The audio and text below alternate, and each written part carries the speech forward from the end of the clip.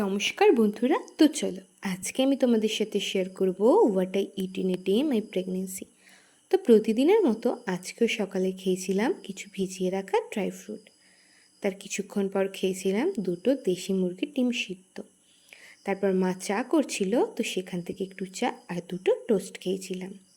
আর আজকে যেহেতু আমাদের বাড়িতে নিরামিষ, তো আজকের দুপুরের মেনুতে ছিল ভাত, শাক ভাজা, টক ডাল, সয়াবিন আর সঙ্গে খেয়েছিলাম একটু শসা।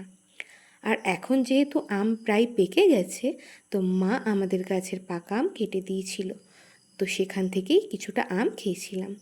তারপর খেয়েছিলাম একটু পায়েস আর আর খেয়েছিলাম একটু কটকটি ভাজা। আর আজকের রাতের খাবারে খেয়েছিলাম ভাত, পটল ভাজা আর সয়াবিনের তরকারি। তো আজকে এগুলো খেয়েই আমার সারা দিনটা কাটলো। আজকের মতো তোমাদের সকলকে টাটা।